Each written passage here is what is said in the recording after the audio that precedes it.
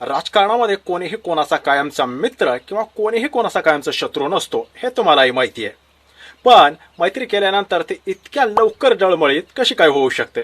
त्याचं झालं असं की परवाच्या दिवशी राज ठाकरे यांनी एकनाथ शिंदे यांची भेट घेतली आणि त्यांची भेट घेतल्याबरोबर इलेक्ट्रॉनिक मीडियामध्ये उद्धव ठाकरे नाराज असल्याच्या बातम्या आल्या. अर्थात संजय राऊत यांनी त्या बातम्या फेटाळून लावल्या आणि मनसे हा स्वतंत्र पक्ष आहे, राज ठाकरे यांचा स्वतंत्र पक्ष आहे, त्यामुळं त्यांनी कोणाला भेटायचं हा ज्याचा त्याचा प्रश्न आहे. पण एकनाथ शिंदे यांच्याशी आमचं टोकाचं भांडण आहे, वैर आहे आणि ते राहणारच असं ठणकावून त्यांनी कुठंतरी नाराज आहोत पण सांगणार नाही असं एक त्यांचा ॲटिट्यूड होता. पण राज ठाकरे यांना ज्या वेळेस पत्रकारांनी घेरलं त्यावेळेस राज ठाकरे हे स्पष्टीकरण देताना दिसले की मी एकनाथ शिंदे यांना का भेटलो, मी याआधीही एकनाथ शिंदे यांना भेटलो होतो, मी मुख्यमंत्र्यांना भेटलो होतो.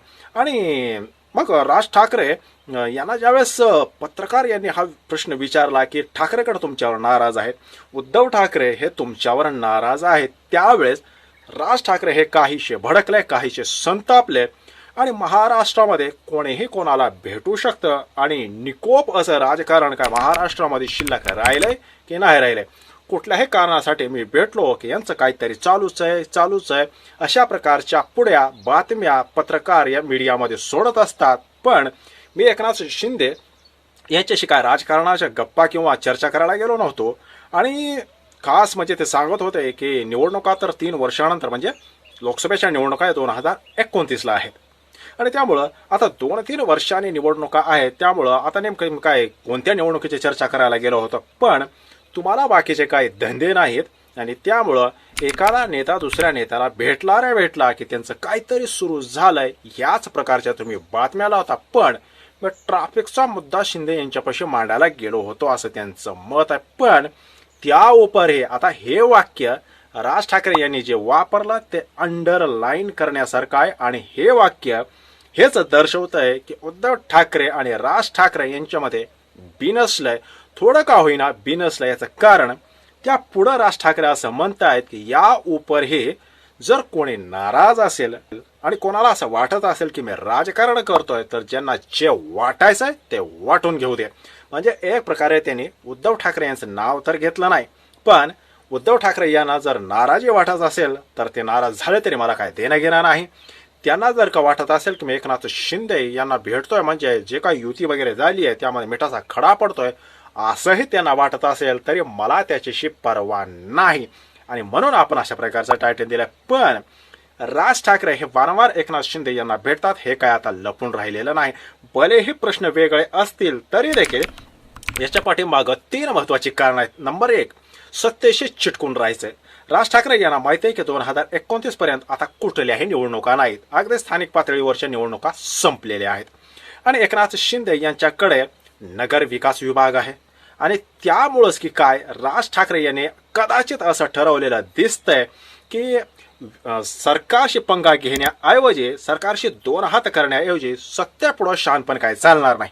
आणि त्यामुळं कुठेतरी एकनाथ शिंदे आणि तुम्हाला माहिती असेल खूप महत्वाची गोष्ट, महानगरपालिकेच्या निवडणुकामध्ये ठाकरे बंधू यांनी कुठेही धुमाकूळ घातला नाही, म्हणजे धुमशान सभांचं होईल असं वाटलं होतं पण ते झालं नाही. आणि राज ठाकरे यांचं भाषण जर का तुम्ही ऐकलं तर त्यामध्ये फक्त अदानी विरोध एवढा दिसला. त्याने कुठेही एकनाथ शिंदे किंवा देवेंद्र फडणवीस यांच्यावर डायरेक्ट अटॅक केला नाही. तुम्ही भाषणं काढून बघा, कुठल्याही भाषणामध्ये राज ठाकरे यांनी शिंदे किंवा फडणवीस यांच्यावर डायरेक्ट हल्ला म्हणजे भाषणाच्या माध्यमातून असा कुठेही केलेला नाही. आणि त्यावरूनच मीडियामध्ये त्याच वेळेस अशी शंका येत होती, अशी चर्चा येत होते की उद्धव ठाकरे ज्या द्वेषाने ज्या टोकाने भारतीय जनता पक्षावर टीका करतात, शिंदे यांच्यावर टीका करतात, त्यातील 50% सुद्धा विरोध राज ठाकरे यांच्या बोलण्यातून त्यांच्या भाषणातून शिंदे यांच्या विरोधामध्ये किंवा भारतीय जनता पक्ष आणि फडणवीस असतील, मोदी शाह असतील यांच्या विरोधामध्ये कुठेही दिसत नव्हता. आणि त्याच वेळेस थोडीशी शंका येत होती की खरंच हे आतून एक झालेले आहेत का. आणि त्यामुळे आपण बघितलं उद्धव ठाकरे यांनी टोकांचा विरोध केला, त्यांना बऱ्यापैकी यश भेटलंय. 60-65 नगरसेवक समोर इतकी आर्थिक महाशक्ती असताना निवडून येणं हे काय सोपी गोष्ट नाही.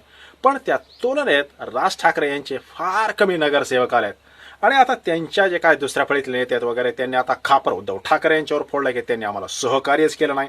पण या संपूर्ण प्रोसेसमध्ये संदीप देशपांडे हे तर बंडखोरांचा प्रचार करत होते. त्यांची आजची सुद्धा भाषा ही भारतीय जनता पक्षाला पूरक अशी आहे. त्यामुळे मनसेने सुद्धा शिवसेना म्हणजे ठाकरे यांना, उद्धव ठाकरे यांना किती सपोर्ट केला असेल हे तपासण्यासारखंच आहे.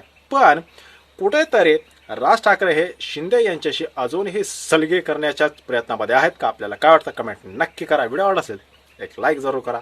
धन्यवाद.